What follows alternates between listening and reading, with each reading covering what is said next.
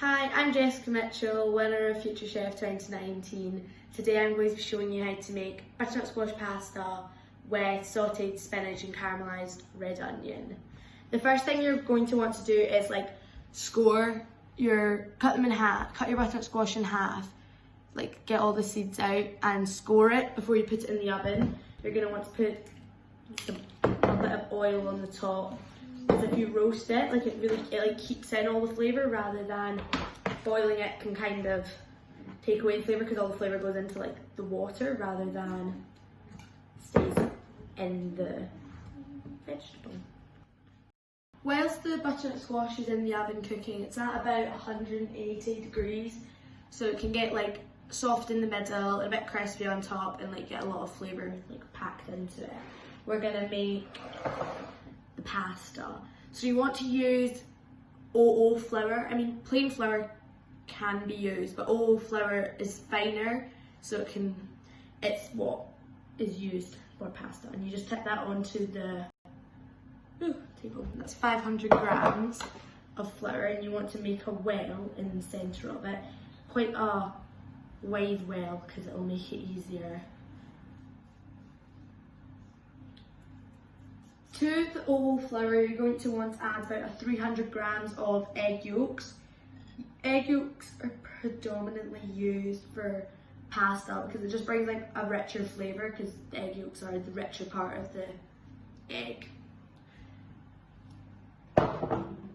And to that you add about 20 grams of olive oil. I'm going to leave a wee bit to the side just in case it needs more flour or liquid, and a wee bit of salt. Pasta is something you can once you get used to doing it, you'll be able to tell by the feel of the dough rather than the exact measurements, but just for talking's sake. You then want to get a fork and just whisk at the egg yolk, and as you're whisking, it'll incorporate the flour a bit more. Oh, you have to try really hard not to.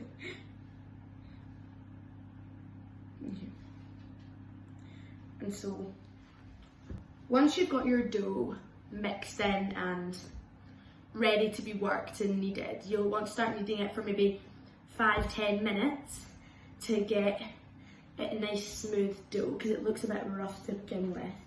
You just have to, it's a bit of an arm workout, so get ready for that.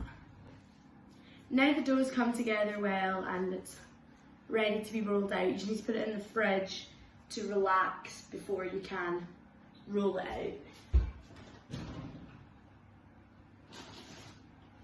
out. You could put that in the fridge for maybe 20 minutes minimum, but just until you're ready to roll it out. Whilst the pasta's resting, we're just gonna get the caramelised onions on the go to get them nice and softened, so they can. The more you cook them, they get really sweet and they release all their sugar, which gives them the caramelised flavour. If you will want to just slice them into strips.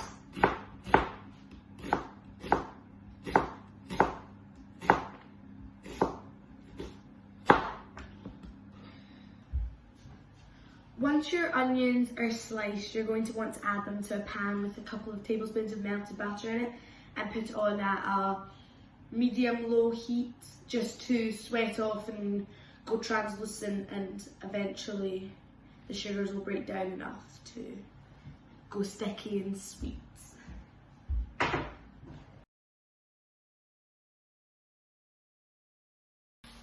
Once your dough is fully rested, you're going to want to take it out, and I'm using a pasta machine to roll it, but if you don't have one, you can just use a rolling pin, that always works fine.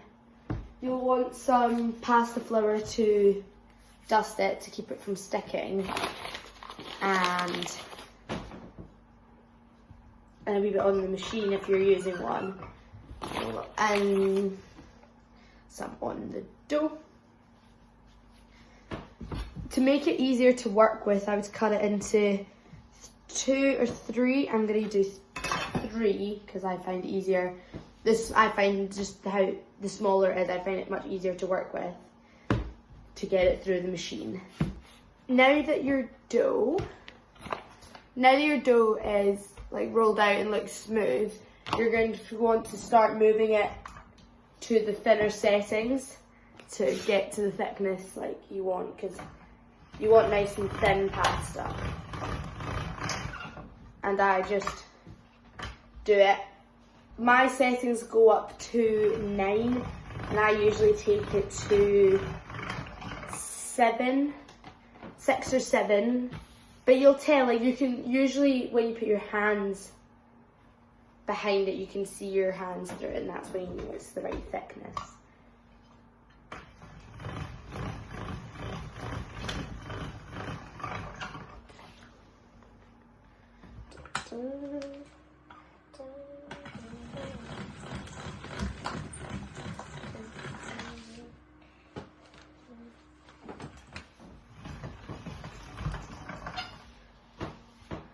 Another way of telling if it's ready is see if you say have a wooden table, if you can see the marks of the wood through the pasta, it's about the right thickness.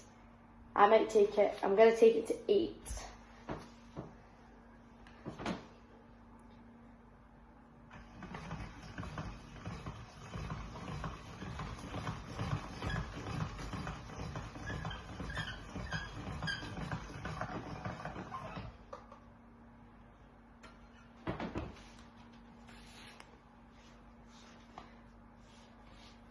I don't know if you can see how you can see my hands through the pasta.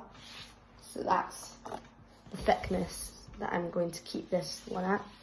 And I'm just going to rattle through the other pieces of dough, and then I'll show you how to make the shape. Yeah, I think I'm going to do a pappardelle, which is like a thicker linguine, which you don't have to use a machine for, that can be done by hand.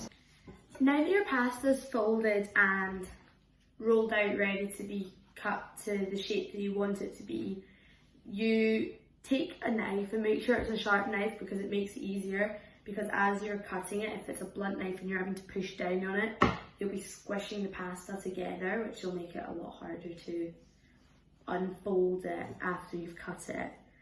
So maybe just over 1 centimetre, and you want to go straight down to avoid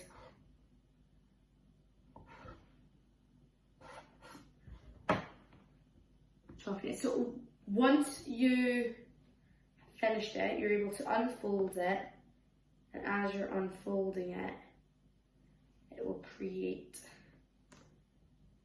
the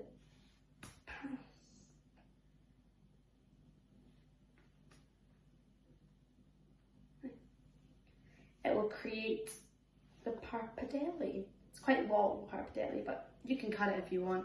But I quite like it when it's bigger. I think it's more fun. So if you look, once you've cut it and you unfold it, you're left with nice long strips of pappardelle, which you can just set to the side. And I would always toss a wee bit of flour on top of it, just to toss it in it so they don't stick together.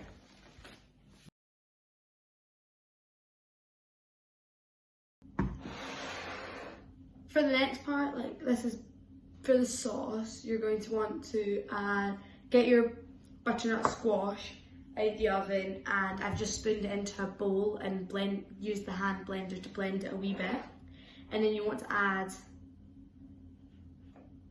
about 1.5 tablespoons of butter, and then once you blend that up,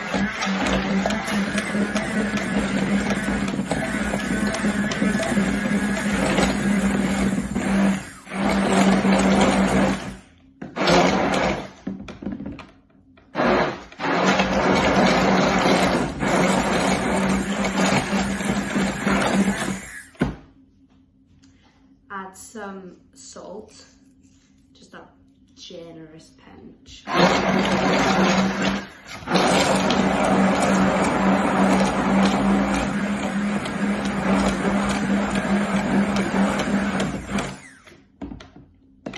Once you get to the consistency you're happy with, I'd say it's like quite like a thick soup kind of consistency, so that it'll coat the pasta while also having flavour. Don't forget to taste it.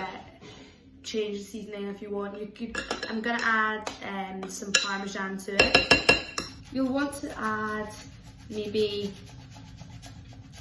about 3 tablespoons of Parmesan to just kind of combine all the flavours.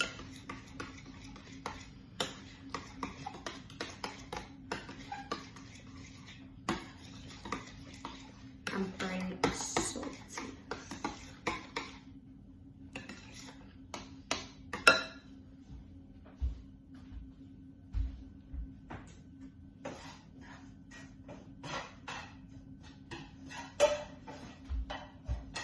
Also, once your onions have cooked down, this is kind of what they should look like when they're ready. They'll look really soft and really like purple because all the colour's also been released. So if you just keep them warm and just let them continue cooking down, they can kind of stay there for a while. The last step is just cooking the pasta, and then you're all good to go.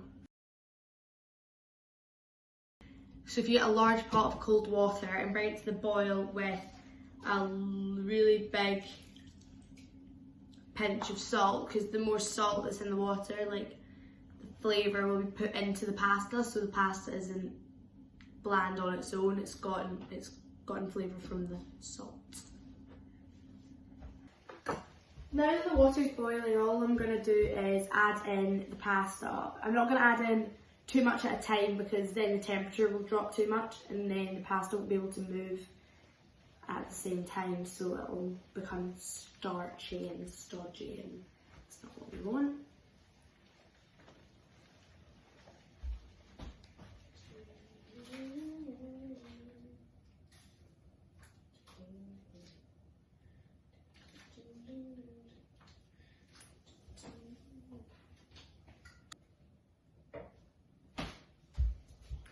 The pasta will only take about 2-3 minutes to cook because it's fresh pasta and it's really thin, so, and you really don't want overcooked pasta. You want to have like a bite to it without it being raw in the middle. So if you're able to, if it's not like mushy, then you've cooked it very well.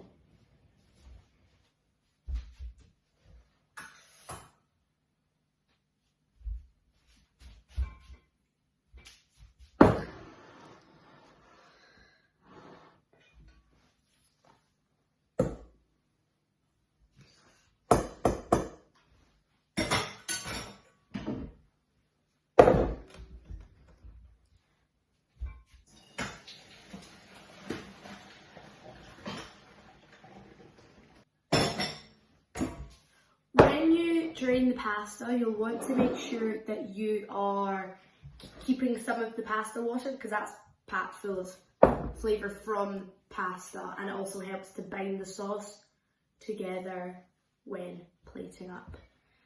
So that's every component ready, so I'll just get prepped to plate up.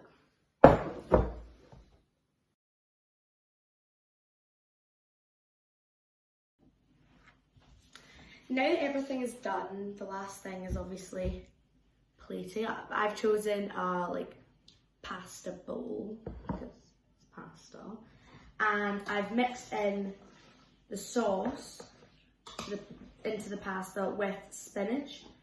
So I'm going to start by adding a little bit of the sauce to the base, and then getting a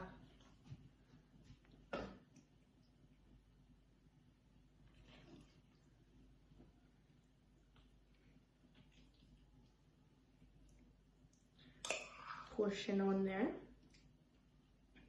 You want to stack it high, because height.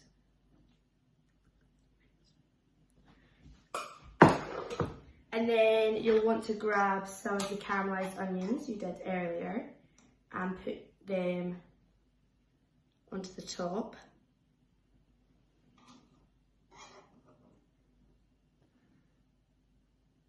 And last but not least, I just fried off some pancetta till it was really, really crispy just then. And you're just going to sprinkle that about to add a saltiness to cut through the butternut squash. So this is the final dish. It's the butternut squash pappardelle with spinach, caramelised onions and crispy pancetta. Thank you so much for watching me cook this. It's been a lot of fun. I hope you've enjoyed it. It tastes very good, I can tell you that. So I hope you try it. Thank you very much. Hope you enjoyed the summer glow up. Thank you.